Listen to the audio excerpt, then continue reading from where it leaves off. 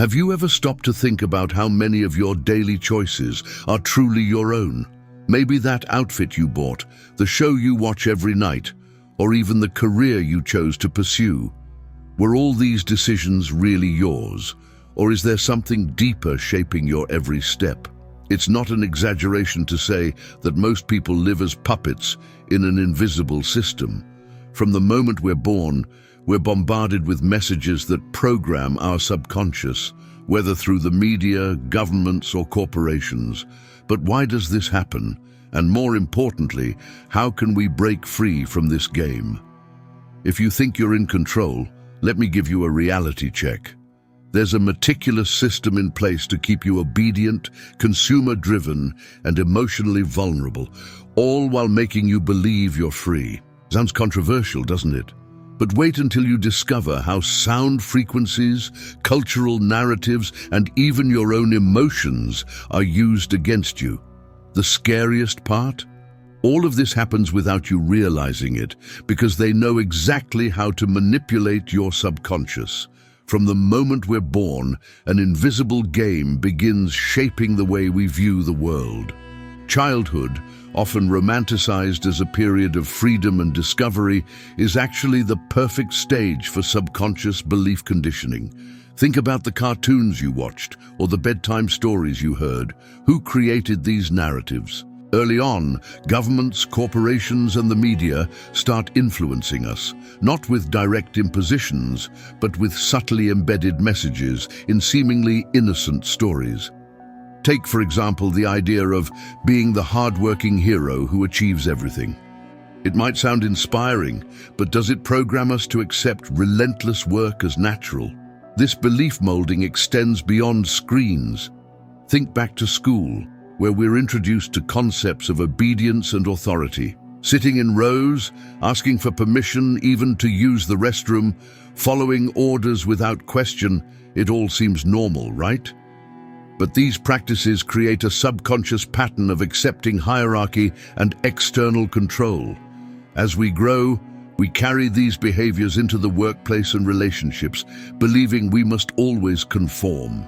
It's as if we're programmed to see freedom as dangerous or unattainable, when in fact, it's our very essence. Now, consider the toy commercials and jingles that stuck in your head. Remember how they made you intensely want something? These examples show how childhood is the most receptive phase for the subconscious, making us prime targets for manipulation. Why does this happen? Because during this period, we absorb information without filters, forming the foundation of the beliefs we carry into adulthood. And this begins a cycle. What's planted in childhood becomes the program that guides us as adults. But what happens when we become aware of this system? That's when true transformation begins.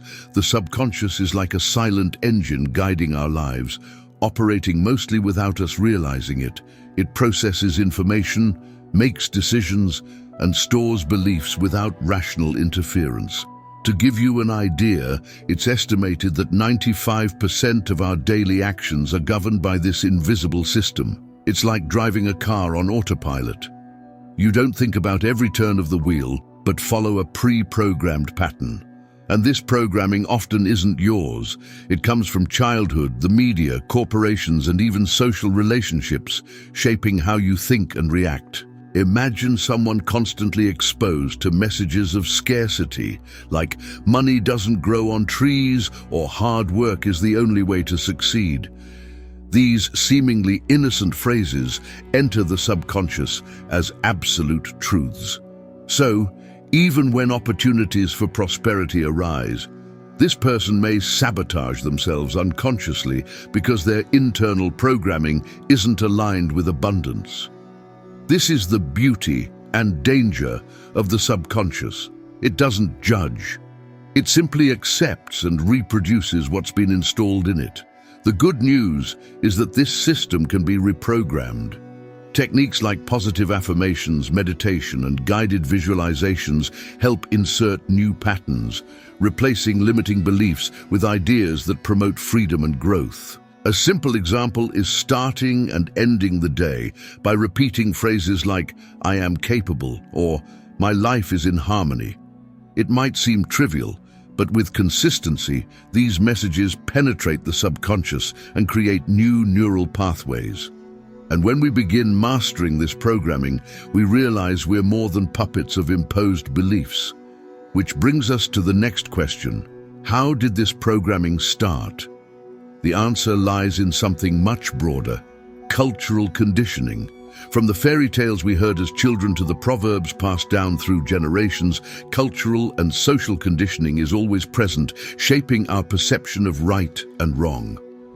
Phrases like, "The world isn't a fair place," or "Good things come to those who wait," seem like helpful advice, but can create a passive and conformist subconscious. These small mantras, repeated throughout life, establish invisible limits, making it harder to question norms and explore new possibilities. And the most fascinating part, this conditioning is so subtle that we barely notice how it dictates our daily choices. Even seemingly harmless cultural traditions can be tools of programming. Think, for instance, of holidays that encourage consumption or social rituals that promote obedience to norms, even when they make no sense. A classic example is the habit of giving gifts on specific dates, driven more by social obligation than genuine desire. These practices reinforce the idea that we must conform to external expectations, sidelining our authenticity. Over time, this conditions the subconscious to prioritize social acceptance over true emotional and intellectual freedom. The impact of this goes beyond individual choices. It extends to how society operates. The collective environment educates us to follow rules that often don't serve our well-being, but rather the interests of larger systems. Creativity, for example, is often discouraged in favor of conformity. Children who dream big are taught to be realistic.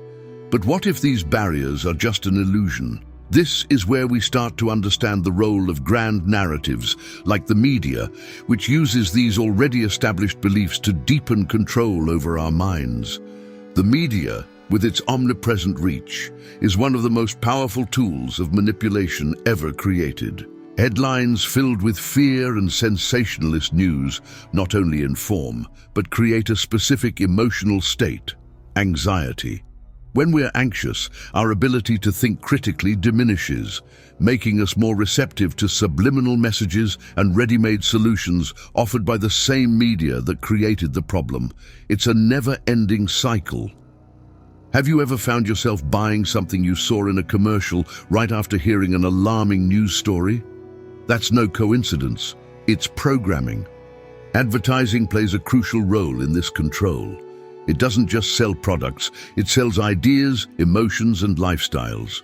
A car ad, for instance, doesn't focus solely on the vehicle, but on the sense of freedom or status it promises.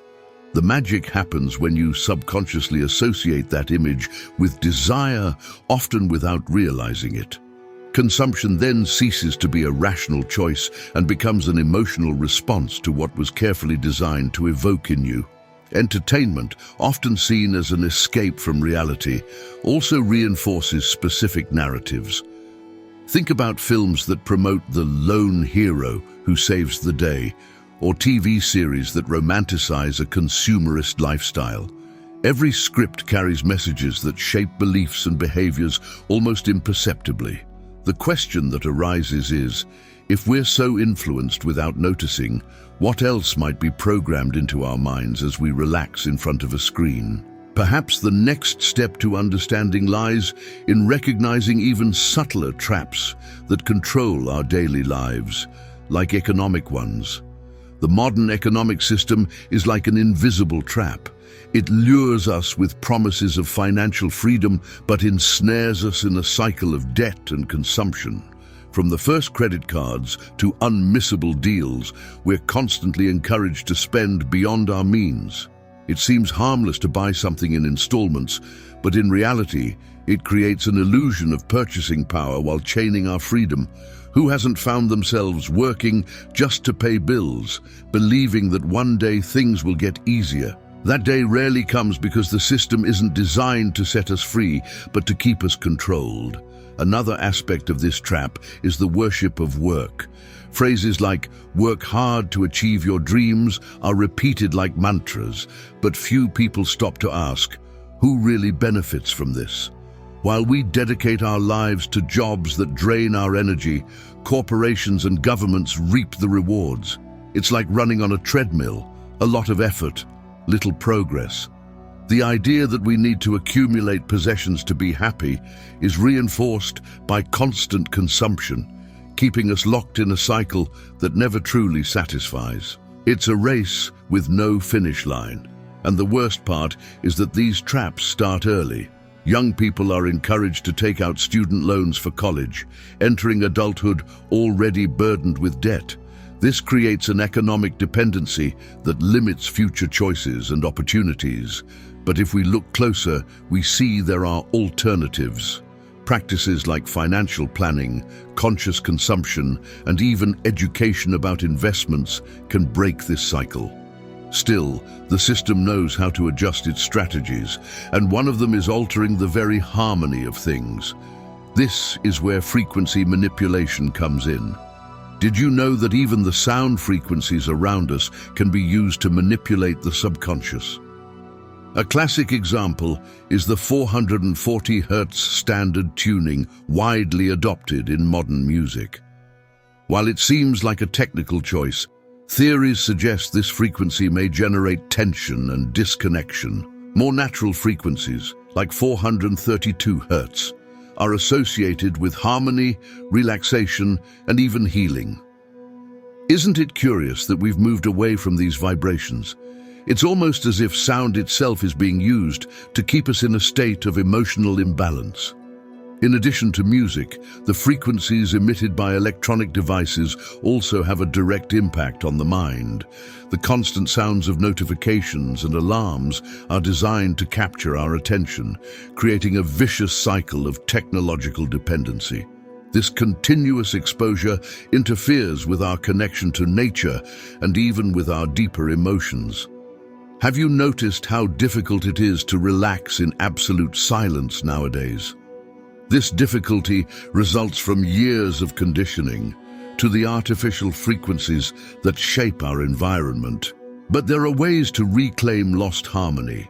Exploring therapeutic sounds like Tibetan bowls or music tuned to 432 Hz can help balance the subconscious. Simple practices like meditating to the sound of the wind or birdsong can reconnect us with natural frequencies. The real question is, if something as subtle as sound can influence our minds so profoundly, what else might we uncover about these invisible forces?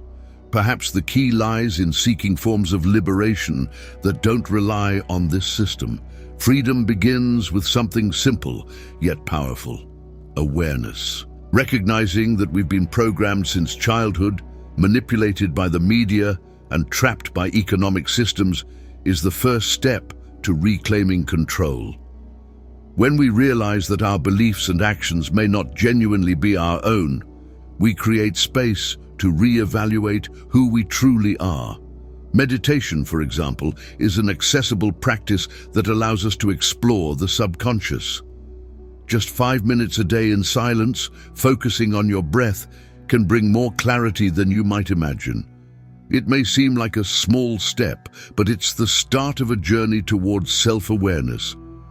Another essential tool is mindfulness. Being present in every moment helps us identify thought and behavior patterns that no longer serve us. For instance, before making an impulse purchase, ask yourself, do I really need this, or am I acting out of conditioning? This simple pause is already a way of resisting the system. Additionally, activities like walking barefoot in nature or simply watching the sunset help reconnect us with natural frequencies and find harmony amidst the chaos. Finally, reprogramming the subconscious requires consistent effort, but the results are transformative. Daily affirmations like "I am free" or "My mind is my greatest ally" can replace limiting beliefs with empowering ideas.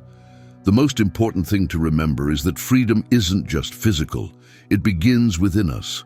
And the more we align with our essence, the more we realize we don't need to passively accept what's been imposed on us. After all, the world still has much to be uncovered by those who dare to question.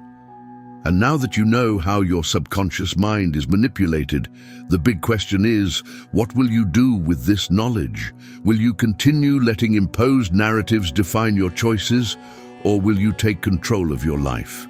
The decision is in your hands, and the first step is to start applying what you've learned here. Try meditating, question your beliefs, and observe the patterns around you. Remember, freedom doesn't exist out there in the world. It starts within you. So, what's your next step? What practices can you incorporate into your daily life to reprogram your mind? And what if you started viewing the media, consumption, and even your emotions from a new perspective? I want to know what you think. Comment below on how this resonated with you and what actions you'll take. Oh, and before you go, don't forget to subscribe to the channel and turn on notifications. That way, you'll keep receiving content that helps you understand and transform what's behind the curtains of this great system. Shall we embark on this journey together?